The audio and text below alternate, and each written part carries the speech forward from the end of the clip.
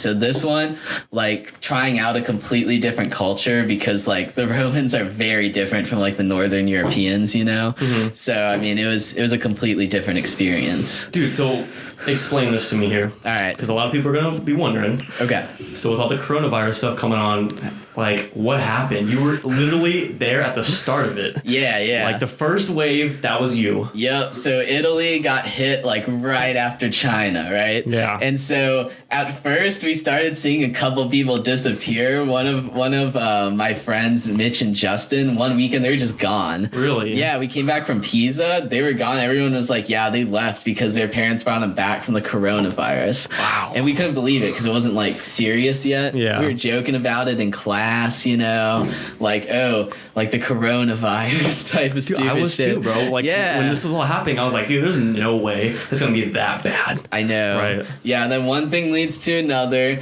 It's 4:20 a.m. on a Friday morning. Okay. We get an email saying our trip has been canceled, and we had to get out of Italy by Wednesday.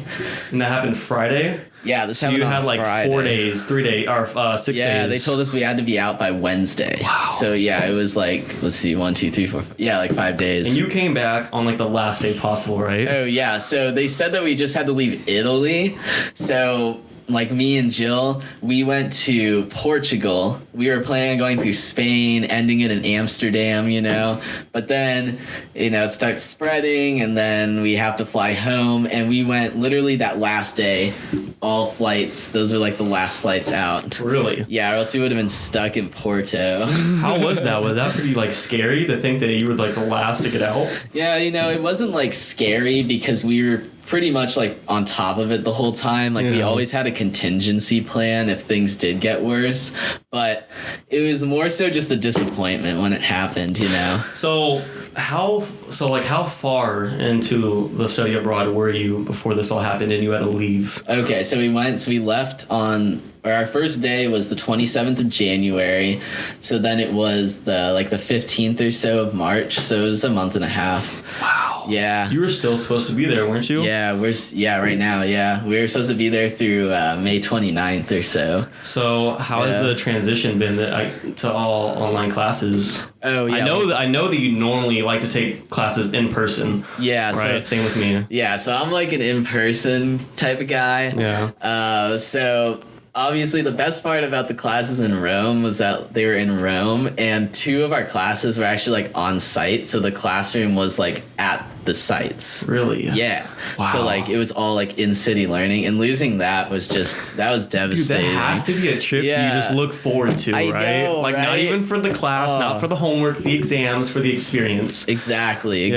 And like, for example, like in our archaeology class, we were going to like the Colosseum, the altar of the fatherland, like crazy places like this, and now we come back, it's like, all right, write a paper, take a test, you're done, you know. And like, it's like, sure, you know, they're easy online classes, but I mean, you lose the experience. So how was it like when you were at the airport getting ready to come back?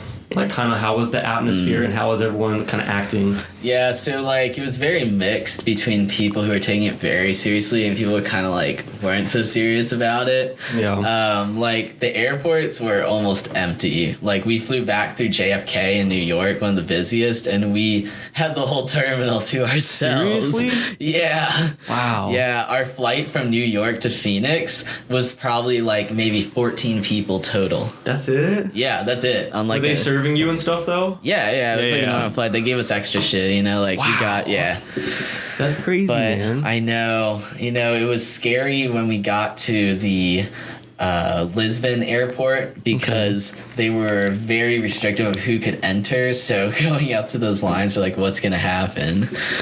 Dude, that's an experience there that you'll probably always remember just because you're at the start of like a huge epidemic, I guess you could say, right? Yeah. So at the airport you were at, obviously there weren't a lot of people. Was everyone kind of wearing masks or gloves or, you know, face protection? Yeah. Were they trying to stay away? Yeah. So we actually, so first we arrived in London like for a night, and we had to spend the night. And from about 11 p.m. all the way to 5 a.m. They kept everyone staying in the terminal in this one small gate, and we weren't allowed to leave. Yeah, the only thing we could do is go to the bathroom. Wow. Yeah. And they had people like watching you, I guess, making sure you don't leave. Yeah. All the time. Yeah. Wow. Yeah. So that's different, huh? Yeah, it was really. I know you like to travel pretty often, right? So Yeah, this was probably the first experience where it's just completely different compared to all the other ones. Yeah, no, nothing like it ever. Wow. Huh. So how does this kind of impact your traveling moving forward? Does it kind of give you a different perspective on, if you still want to do more in a lot of the traveling that you do? Oh yeah, no, I definitely want to do more traveling. It kind of, for me, it brought it into perspective. Like, I have to enjoy life more, because I totally agree. Yeah, because every day, I'm walking through the streets of the eternal city.